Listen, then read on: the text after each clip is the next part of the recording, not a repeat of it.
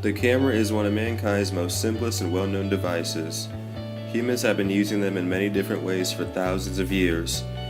Whether to peer out into the deepest recesses in outer space, or to dive down and capture spectacular life in the deepest oceans, or to simply just capture a fun moment in life, we as humans have been using the camera to encapsulate and treasure the amazing world we live in. What makes the camera so unique is not how it works and the mastery of parts that's inside of it, but the most important part of it, the lens. The camera lens is an invention that attempts to duplicate the operation of the human eye. Just like the eye, it focuses and transmits color, sharpness, and brightness through the camera of the photographic film, which, like our memory, records the images for processing and further use. The history of the camera dates back over thousands of years. Arabs in 1000 AD used a camera-like room using a small hole to study various astronomical phenomenons. This came to be known as the camera obscura. This was the basis for the pinhole camera. Using mirrors as in the 18th century overhead version, it is possible to project a right side-up image. Another more portable type is a box with an angled mirror projecting on a tracing paper placed on top of the glass top, the image being upright as viewed from the back. As the pinhole is made smaller, the image gets sharper. Since the invention of photography, many types of camera lenses have been designed. The succession of the designs were never uniform, since an older design that performed the task the photographer needed would still be used in unison with newer designs. Even today, the jobs that the lens needs to do, the laws of physics, the limits of engineering, as well as the practical considerations of size, weight, and cost, means there are many different camera lens designs available. In 1568, a Venetian nobleman, Daniele Barbaro, placed a lens over the hole in a camera box and studied sharpness of images and focus.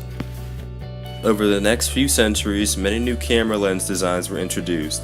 Some of these lenses were made from the lenses of glasses, and some were made by heating and cooling and bending glass into many odd shapes to see which lens would allow for the most light to pass through without blinding the user.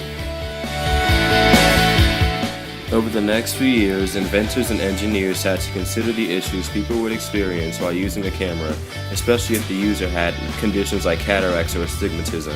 These conditions came to be known as aberrations.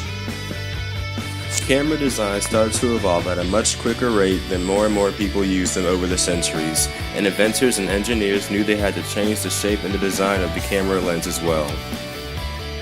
The inventor of the first negative from which multiple positive prints were made was Henry Fox Talbot, an English botanist and mathematician and a contemporary of daguerreotypes.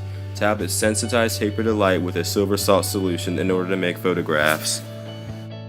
He then exposed the paper to light. The background became black and the subject was rendered in gradations of gray. This was a negative image, and from the paper negative, Talbot made contact prints, reversed the light and shadows to create a detailed picture. In 1841, he perfected this paper negative process and called it calotype, which is Greek for beautiful picture. As time went on, cameras evolved even more and became more like the modern cameras we know today. One of these cameras is a digital camera. Digital cameras differ from their analog predecessors primarily in that they do not use film, but capture and save photographs on digital memory cards or internal storage instead. Their low operating costs have regulated chemical cameras to niche markets. Digital cameras now include wireless communication abilities to transfer, print, or share photos. Even today, camera lens designs and even cameras themselves are still evolving and still changing. Some cameras have been created whose lenses can take and project holographic images and also take 3D images. Many camera lenses have also been designed to alternate colors while filming or taking pictures, and also alternate different effects. It's truly amazing. The way the camera lens design and the camera itself has changed and shaped the way we see the universe is also astounding, and it just keeps getting better and better.